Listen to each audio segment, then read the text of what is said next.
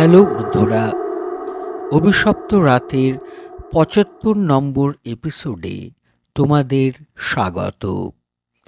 আজকের কাহিনীটি আমাকে পশ্চিম মেদিনীপুর থেকে আজিজুল হক পাঠিয়েছেন। প্রথমেই আমি আজিজুল ভাইকে অভিশপ্ত রাতের পক্ষ থেকে ধন্যবাদ জানাই এত ভয়ের একটা কাহিনী শেয়ার করার জন্য। কাহিনীটি পুরোটা শোনার অনুরোধ রইল, কারণ পুরো কাহিনীটি না শুনলে তোমরা গল্পের আসল মজা অনুভব করতে পারবে না। ঘটনাটা ২০২১ সালের শেষের দিকের। আজিজুল ভাই যে গ্রামে থাকেন সেই গ্রামে একটা বহু পুরনো কবরস্থান আছে। কেউ কেউ বলেন যে ওই কবরস্থানটি নাকি ২০০ বছরেরও বেশি পুরনো। ওই কবরস্থানটি স্থানীয় গ্রাম পঞ্চায়েত থেকে বন্ধ করে দেওয়া হয়েছে। তোমরা যদি কারণটা জানো তবে শিউরে উঠবে। এক কথায় ভূতের উপদ্রবে। ওই কবরস্থানের অনেক কবর এমনও আছে যেগুলি ১০০ বছরেরও বেশি পুরনো হলেও আজও অখ্যাত আছে। শুধু সেগুলি সংস্কার ও সংরক্ষণের প্রয়োজন, কারণ কবরগুলি ফেটে গিয়ে সিমেন্ট বা মাটির আস্তরণ খুলে পড়ার কারণে অনেক গভীর পর্যন্ত দেখা যায়। কিছু কিছু কবরের ভেতরে আবার কঙ্কালও দেখা যায়। সুতরাং বন্ধুরা, বুঝতেই পারছো একেবারেই বেহাল অবস্থা ওই বহু পুরনো কবরস্থানের। স্থানীয় মুসলমান পরিবারে কেউ মারা গেলে এখানে রাত্রে দাফন করতে গিয়ে বহু মানুষ ভয় পেয়েছেন। কেউ কেউ বলেন ওনারা মৃত শরীর দাফন করতে গিয়ে রাত্রে ওখানে কালো ছায়ার মতো আরও বহু মানুষ দেখেছেন, যদিও তাদের সাথে কথা বলার সাহস ওনাদের হয়নি। কথা বললে কি হতো সেটা হয়তো খোদাই বলতে পারবেন।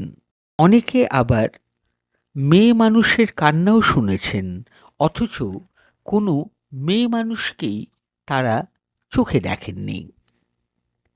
মাঝে মধ্যে কেউ কেউ ফিসফিস করে কথা বলার শব্দ বা পুরুষ কণ্ঠে কান্নার শব্দও শুনেছেন। এই সমস্ত ভুতুড়ে কাণ্ড কারখানার জন্যে ওই বহু পুরনো কবরস্থান গ্রাম পঞ্চায়েতের তরফ থেকে বন্ধ করে দেওয়া হয়েছে প্রায় ২০-২৫ বছর আগেই। বিকল্প ব্যবস্থা হিসেবে কিছুটা দূরে প্রায় ২ বিঘা জমির ওপর পাঁচিল দিয়ে ঘিরে একটা নতুন কবরস্থান বানানো হয়েছে।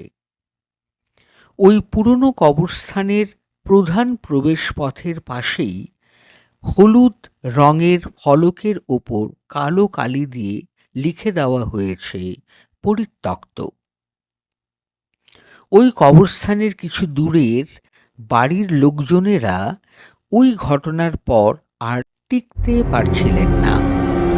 বিভিন্ন অলৌকিক কাণ্ড কারখানা ঘুরছিল, যেমন রাস্তার আলো ফ্লিকার করা, মাঝরাতে হঠাৎ হঠাৎ চাপা কল টেপার শব্দ, ছাদের ওপর রীতিমতো তাণ্ডব, কান্না হাসির শব্দ, ফিসফিস করে কথা বলার শব্দ, এই সমস্ত ঘটনা। ওই অঞ্চলের লোকজনরা স্থির করে পালা করে নাইট গার্ড করবে রাত জেগে, যাকে বলে রাত পাহারা। পাড়ার ইয়ং ছেলেদের নিয়ে দল তৈরি করা হয়। ওই ইয়ং ছেলেরা ছিল অসীম সাহসী। ৪ জন করে মোট ৩টি দল তৈরি করা হয়। প্রথম ২-৪ দিন ভালো করেই কাটে। তারপরেই ঘটে এক অলৌকিক ঘটনা। একটি দল, যেটি কবরস্থানের প্রধান প্রবেশপথের মুখেই সেই রাত্রে ডিউটি করছিল, তাদের সাথে ঘটে যায় এক অলৌকিক ঘটনা। রাত 2:30 নাগাদ এক সুন্দরী মহিলাকে তারা কবরস্থানের ভেতর প্রবেশ করতে দেখে। সেই 4টি ইয়ং ছেলে ওই মহিলাকে দাঁড়াতে বলে, কিন্তু উনি কোনো উত্তর না দিয়েই লোহার গ্রিল লাগানো প্রধান প্রবেশ পথ ভেদ করে ভেতরে ঢুকে যায়। কিন্তু ওই গ্রিল লাগানো দরজাটা 20-25 বছর আগেই বন্ধ করে দেওয়া হয়েছিল। দরজার তালাতেও মূর্ছে ধরেছে। ওই তালার চাবি নেই, এটা বলাই বাহুল্য। ওই দৃশ্য দেখে ওই 4 বন্ধু পড়িমড়ি করে বাড়ি ছুটে যায়। পরদিন থেকে রাত পাহারা উঠে যায়। যে ঘটনাটা এতক্ষণ বললাম তা 2015-16 সালের হবে, কিন্তু আজিজুল ভাই 2021 সালের যে ঘটনাটা শেয়ার করেছেন তা ভীষণ ভয়ের। ওই কবরের একদিকের পাঁচিল ভেঙে পড়েছিল। সেখান দিয়ে দিনের বেলাতে কিছু বাচ্চা ছেলে মেয়েরা ভেতরে ঢুকত পেয়ারা আর কাঁচা তেঁতুল পাড়তে। একদিন 10-12 বছরের একটি বাচ্চা মেয়ে তার এক বান্ধবীর সাথে প্রবেশ করেছিল ওই পুরনো কবরস্থানের ভেতরে। তারা ভেতরে গিয়ে দেখে ভেতরে মাটি চাপা দেওয়া একটা কবরের সামনে ধূপ জ্বলছে, কবরের ওপর তাজা ফুল ছড়ানো। ওই মেয়েটি বুঝে ওই কবরটি সদ্য কোনো মৃত ব্যক্তির। ওই মেয়েটি কবরটির সামনে হাঁটু গেড়ে বসে ওই মৃত ব্যক্তির দ্রুত মুক্তি কামনা করে। তার বান্ধবী তাকে বারণ করা সত্ত্বেও সে তা গুরুত্ব দেয় না। তোমরাই বলো বন্ধুরা, 20-25 বছর আগে যে কবরস্থান বন্ধ হয়ে গিয়েছে সেখানে কি দাফনের জন্য লাশ আসতে পারে? ওই দুটি মেয়ে কিছুক্ষণ পরেই বাড়ি ফিরে যায়। যে মেয়েটি কবরের সামনে হাঁটু গেড়ে বসেছিল তার বাবা ছিলেন একজন মৌলবী সাহেব আর পঞ্চায়েত প্রধানও। উনি ছিলেন আজিজুল ভাইয়ের জেঠুর বড় ছেলে। সেই ঘটনার দিন রাতে ওই মেয়েটির বাড়িতে ঘটে এক অঘটন। ওই মেয়েটি যে ঘরে ঘুমোতো তার আম্মার সাথে সেই ঘরে মাঝরাত থেকেই বহু মানুষের তর্ক বিতর্কের শব্দ ভেসে আসতে থাকে। মেয়েটির বাবা পাশে একটি ঘরেই শুয়েছিলেন। দৌড়ে গিয়ে পাশের ঘরে যেখানে ওনার বিবি আর মেয়ে ছিলেন সেখানে পৌঁছতেই এক অদ্ভুত হাসি শুনতে পান উনি। দরজা ভেতর থেকে বন্ধ। বহু ধাক্কাধাক্কি করেও দরজা না খোলা গেলে উনি দরজা ধাক্কা দিয়ে ভাঙেন।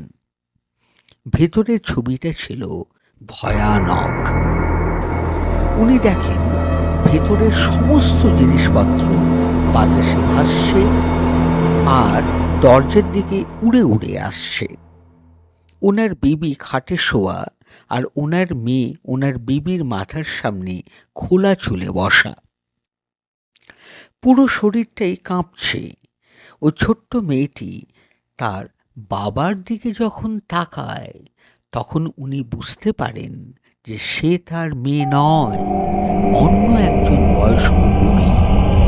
মানুষের মতো নয়, এক ভিন গ্রহের জীবের মতো চেহারা, সাপের মতো জিভ চেরা, চোখ দুটো বড় ও লাল, নাক ভীষণ লম্বা, মাথায় জটা চুল এবং দাঁতগুলো ভীষণ অপরিষ্কার এবং লম্বা।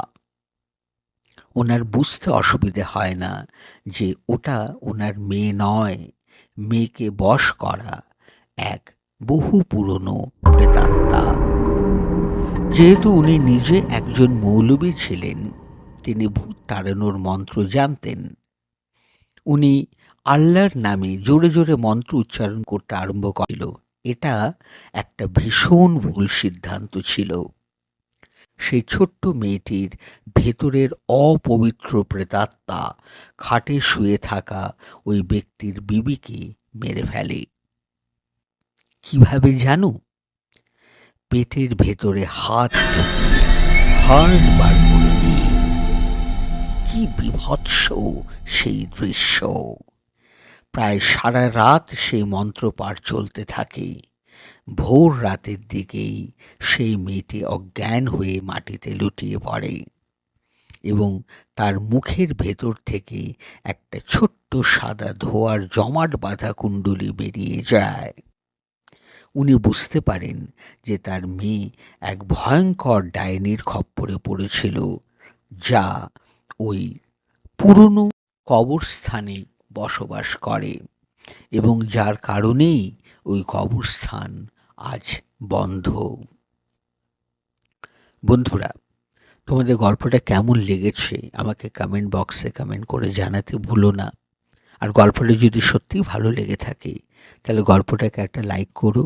আর চ্যানেলে যদি নতুন হয়ে থাকে তাহলে চ্যানেলটাকে সাবস্ক্রাইব করে বেল আইকন প্রেস করে দেবে, যাতে করে এই ধরনের অলৌকিক সত্য কাহিনী আপলোড করার সাথে সাথেই তোমরা নোটিফাই হতে পারো।